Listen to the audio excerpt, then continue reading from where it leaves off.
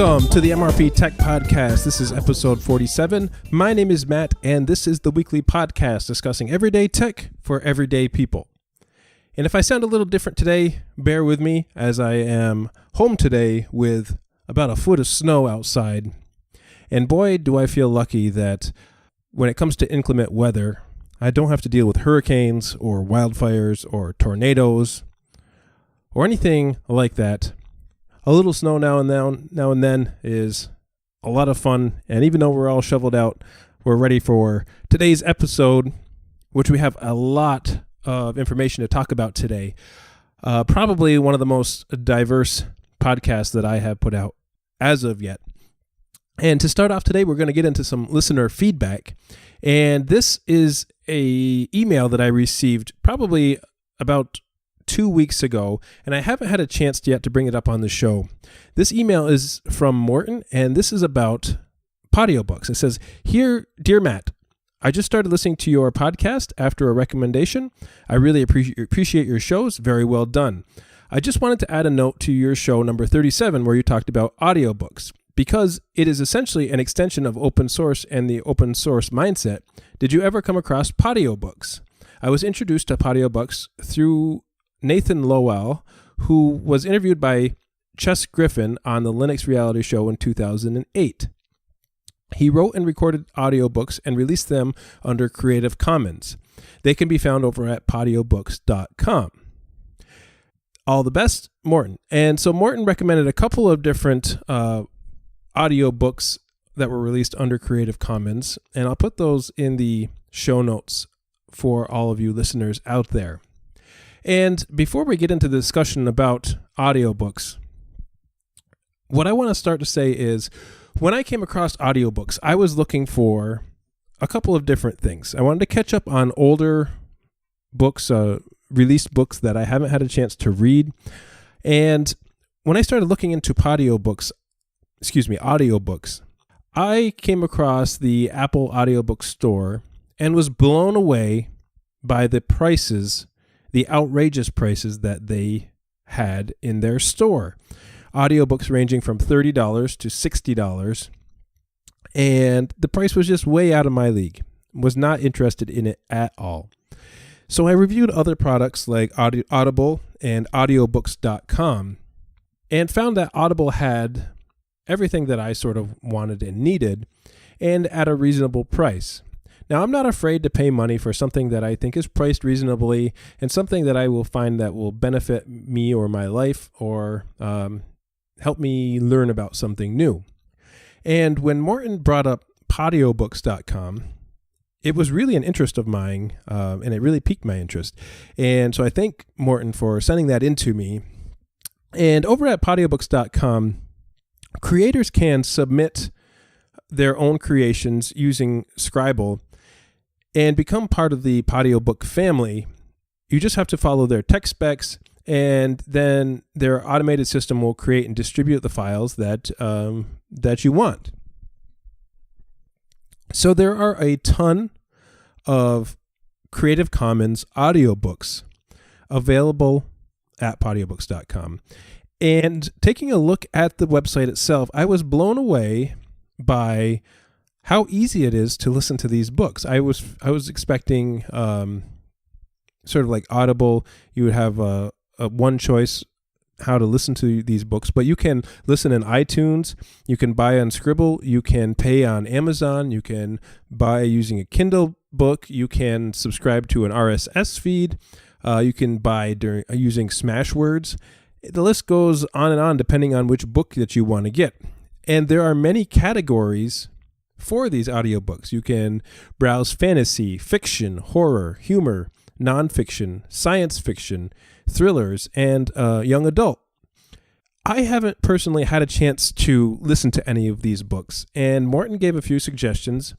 And I'm curious out there, if you have a suggestion of one of these Creative Commons books to take a listen to as an example of one of the better books, please let me know. Just go over to mrptechreviews.com, hit the contact button, and send me an email with some information on your favorite audiobooks that are Creative Commons licensed. And what I really liked about this site is that listeners can vote books up or down using a thumbs up or a thumbs down. And that will really show you the quality of the audiobook that we're talking about. Now, to me, I'm really picky about narrators in audiobooks. The narrators have to do it for me. If the narrator is a good actor, good voice actor, then usually I will enjoy the book. There have been a lot of books that I've listened to with terrible narrators, and I'm not sure exactly what that's going to be as far as audiobooks, and I'm looking for a great example of a really good book out there. So a lot of the books, though, in Podiobooks.com have great ratings, 93% or higher, and really positive reviews. Some of these books are part of a series, so a series of books 1, 2, 3, 4. Some of the audiobooks here are episodic in nature, and so you can immerse yourself in a universe based on characters and stories of your liking. The great thing about audiobooks is that you're able to tip the author any amount that you wish. So instead of paying $30 to $60 for a book, you can tip an author $4.99. That's the recommended tip for one of these books. You can pay however much you want for these books, and these books are available for free, or you can send a tip. And I really like that model when it comes to audiobooks. So one of the things that I do when it comes to audiobooks is I like to catch up on bestsellers. I like to read the classic novels. And one of the things sort of on my bucket list is to tackle War and Peace, which is a 60-hour long audiobook. That doesn't mean that I won't give audiobooks a shot, because I've known several people who have tried to get books published, who have tried to write scores for or scripts for movies, and it's very difficult to get into those types of settings. It's very difficult to get published by any means. And this type of resource for people who are creative and don't want to go the route of getting something published, this is an excellent way to do this by releasing your things via Creative Commons and making them available to anyone. So I actually have a few friends who I'm going to make a recommendation on this to, and see if it'd be something that they would be interested in.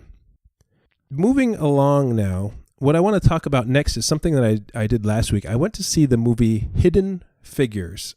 And this movie, if you don't know anything about it, I didn't even know this movie existed until somebody brought it up to me. Hidden Figures is a story about the United States in the 1960s and their race against Russia to put a man in space. And this is sort of an untold story of the Mercury missions from NASA, and a group of 3 African-American female mathematicians who sort of served as the brains behind one of the greatest space operations in U.S. history. It is a true story of these 3 women who were known as human computers, and they struggled against racism, feminism, and used their intelligence to send a man into space for the very first time. Now, being a fan of rocket science, occasionally I'll watch launches online. Never seen one in person. That's another check on my bucket list that I'd love to go see. I know a little bit about the history of manned space travel, and I know a little bit about the Mercury missions. And watching this movie, it was very historically accurate. I don't want to get into spoilers for anyone, but anyone who is a fan of rocket science and the history behind NASA, you will see all of the respect that is given to the actual history of the whole mission itself. So you're not going to see in this movie a whole lot of the big superheroes like John Glenn or Gus Grissom. They're in the movie, but they are not the focus of this movie. In fact, as I was watching this movie, they did show the Mercury mission where Gus Grissom was launched and spent about 15 minutes way up high and came splashing down in a capsule into the ocean. And the capsule began to sink, and Gus Grissom actually made it out just in time before the capsule sank into the ocean. Now, what they did not really show in the movie was the fact that all of the data from the launch, all the data that they needed to analyze in order to put a man in orbit, was in that capsule, and it sank to the bottom of the ocean. And they showed, reactions from NASA employees, but they didn't really explain what was happening in the movie. And I sort of leaned to the people next to me, and I explained what had happened and why that was the case and why it was such a traumatic event. But I will say, as a fan of rocket science in general, that one of the things that have always amazed me and impressed me was the fact that it takes an unbelievable amount of math to get a person from the ground into space, into orbit, or to put a man into orbit for a year, or to send a satellite or a surveyor unbelievable distances all the way to Pluto and nail that trajectory spot on. And this movie really went into detail with the math portion of this, and just how hard it was to think of all of the possibilities that would happen, and on top of that, invent math that didn't exist yet in order to get men into space. And it was these 3 African-American female mathematicians that did that and became well known, and also helped to continue NASA's and launch NASA into the forefront, into the space race. It's really an excellent movie. I really encourage anybody out there interested in the beginnings of NASA to check this movie out. It's probably not going to be in theaters much longer. I found out about it kind of late, and I'm so glad that I went to see it. Being a fan of the Mercury and Apollo missions,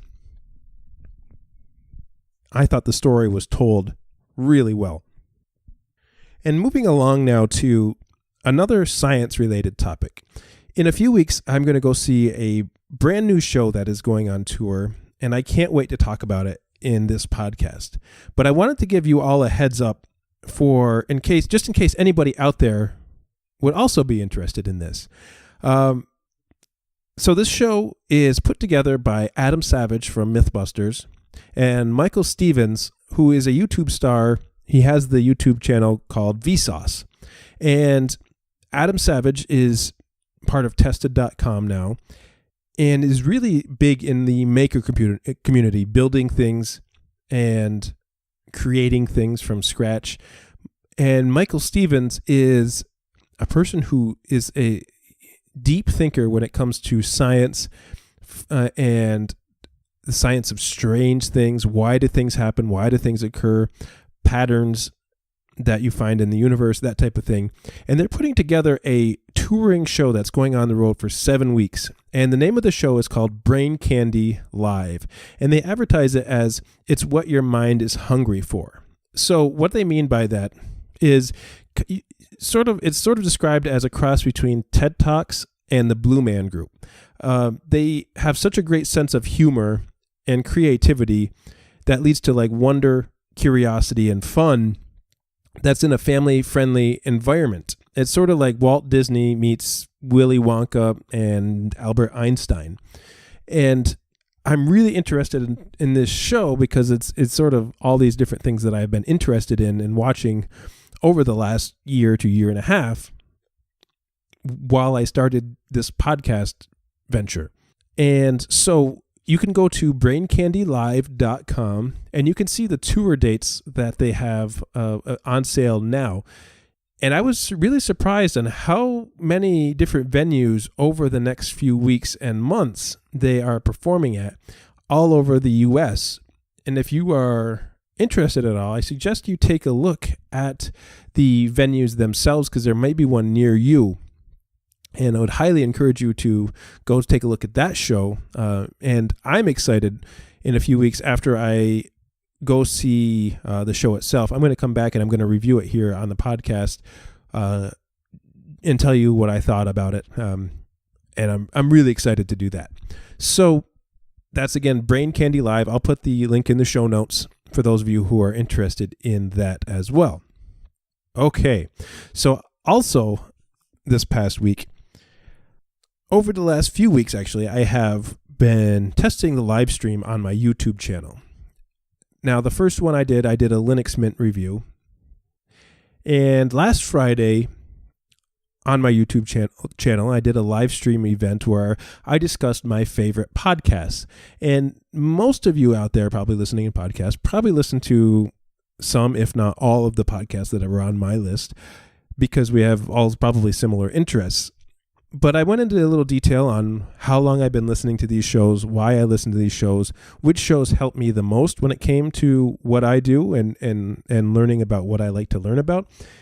And I sort of did this because I would like to do more on the YouTube channel with live streaming in a video format.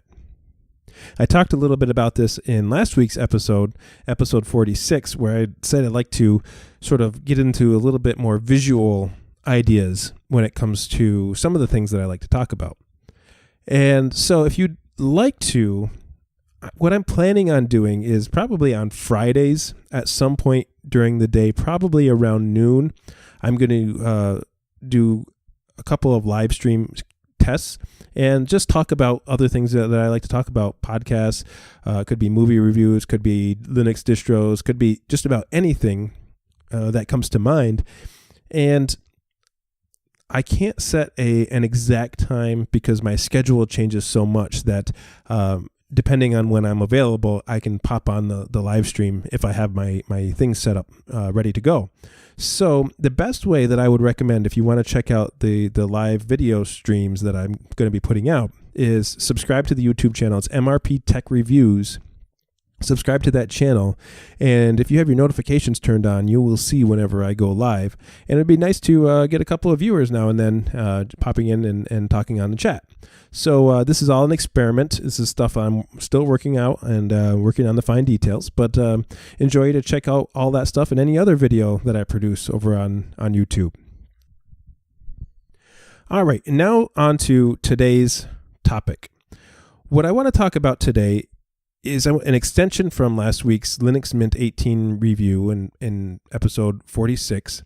And at the very end of the episode, I started thinking, sort of on the spot, that I wanted to switch from my old Dell laptop to a System 76, it's an older System 76 laptop for my podcast rig. Now, this is now more than ever sort of in my mind because as I've recorded this week, I did the podcast this week on my Mac, and I've had to take 3 attempts at recording this podcast today because Audacity is apparently not wanting to cooperate today. So this makes me once again want to go back to using Linux, and I really want to get my podcast laptop set back up. So what I did is I actually wanted to go back and forth between Solus and Linux Mint this week. And what I tried was the Solus MATE edition on my old Dell laptop just to see what it had to offer. And as I turned it on, I was really impressed of how much the MATE edition of Solus reflected the original, the Budgie desktop of Solus. And the theming is beautiful. I believe it's using the Arc theme still. And the brisk menu created by Ike and the rest of the Solus developers really is quite fast. It's enjoyable to use.